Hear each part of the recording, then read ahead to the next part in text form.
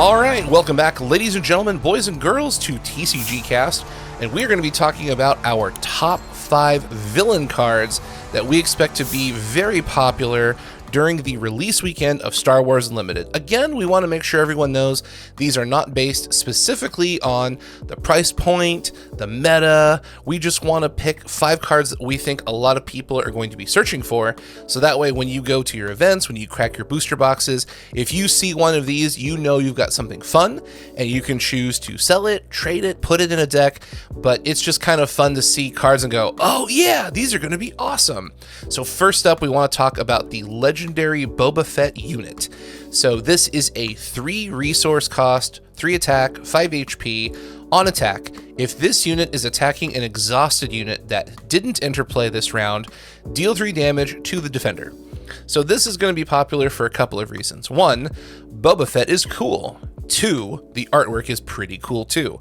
3, this effect is very good. Like a 3/5 for 3 is a really good stat line just by itself, and you have an on-attack ability that's very potent. You're also looking at a legendary rare, so these Boba Fetts are going to be harder to find than your standard rare. And as we said with, number 1, Boba Fett's just cool. So this is a card that can be meta in a Boba Fett deck using Boba Fett the leader and Boba Fett the unit, on top of the popularity of the Mandalorian, like the show, and the fact that Boba Fett, had Book of Boba Fett, etc., etc. So yeah, this is one of the cards we expect people to be searching for, either for trades, or if you pull it and you're just not interested in it, you can get a lot of value out of this card in sales or trade. So yeah, Boba Fett is definitely a winner, and if you pull him, that's awesome. Next up, we're going to talk about, Darth Vader. This is to be expected. When we did our top 5 hero cards video, which you can see up in the top right, a link to, Darth Vader is the villainy big baddie. When you think of Star Wars, who do you think of? Luke Skywalker and Darth Vader. So Darth Vader is just going to be super cool and very popular because it's Big Daddy Vader. On top of that, you have an incredible stat line, an incredible effect, a very, very scary card, and a legendary rare. So you're combining so many cool things of the Darth Vader green unit is meta. He's in the Boba Fett deck. It's also Darth Vader, which is really cool. It's a powerful Darth Vader, and the artwork is cool. The effect is cool. There's so many things about this that are amazing. So yeah, if you pull a Darth Vader and you're not interested, this is a card that's going to trade, sell for lots and lots of value. So keep an eye out for it. If you like it, that's awesome. If you don't like it, get a good trade value. Get some cool legendaries, get a bunch of rares, get some hyperspace cards. This is a winner. No matter who pulls it, Darth Vader is an amazing card, and you should keep your eye open for it. All right, card number 3 that we suspect will be pretty cool is going to be Super Laser Blast. This is an 8-cost card that just says defeat all units.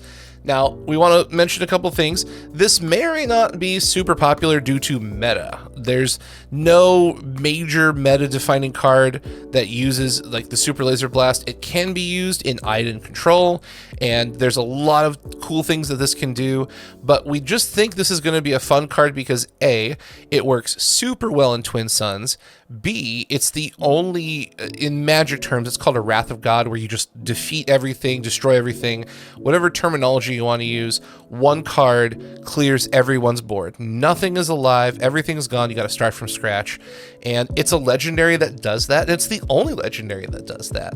Another thing that we think is cool about it that will bring a lot of popularity is it's just a functionally cool card for casual games, competitive games, multiplayer games, Twin Suns.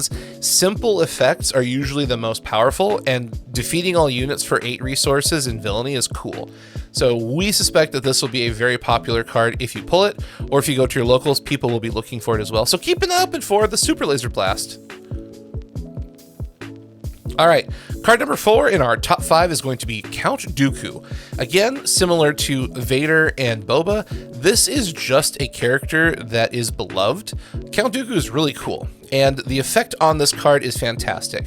It's shielded, so when it comes into play, you give it a shield. When you play, you can defeat a unit with 4 or less remaining HP, 5 attack, 4 HP. not bad, especially with shielded. The first attack or the first defensive counter attack is going to deal 0 damage to Count Dooku because that shield will protect him. And when he comes out, he's removal on a stick. So you get a shielded body that can attack very well. You get a removal ability that's just so functionally good, and you just have a really good body after the shield drops. So this is a rare we expect to see do extremely well. If you check TCG Player eBay, Count Dooku is going anywhere between $7 to $10 a pop. So this is a card that if you pull it or if you're looking for it, this should be pretty popular at your local game store for the next couple of weeks, as he can be slotted into control decks, he can be slotted into multiplayer decks, he works great in mid-range decks. Count Dooku is just a fun card that functionally works in a lot of different deck options. All right, and our last card that we're going to be talking about is Overwhelming Barrage.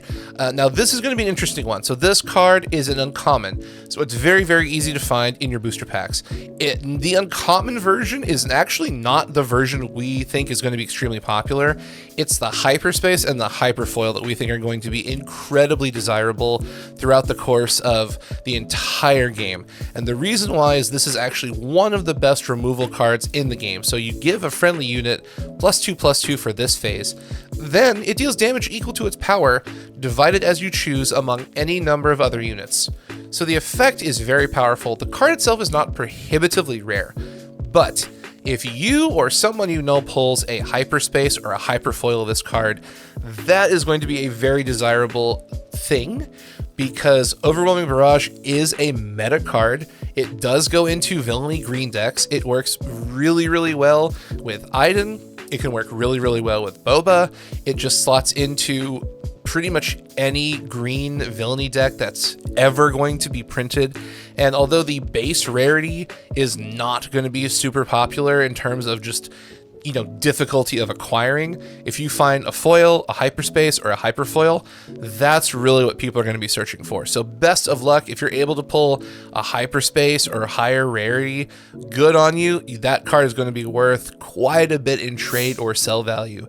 So think about it, what you want to do. If you want to keep it, if you want to, collect it, if you want to send it to PSA to get graded, there's so many cool things. But yeah, if you're going to an event and you see someone pull a Hyperspace OB, might be worth talking to them and seeing if you can trade to get some really cool swag for your deck. So yeah, these are the top 5 cards we think are going to be popular during your opening weekend, and that's Boba Fett, Darth Vader, Super Laser Blast, Count Dooku, and then any rarity of Overwhelming Barrage in Hyperspace or higher. So thanks so much for joining us on this episode. Make sure to like, subscribe, share, tell all of your friends, and we'll see you at the game store playing some Star Wars Unlimited. So remember, everybody, may the Force be with you.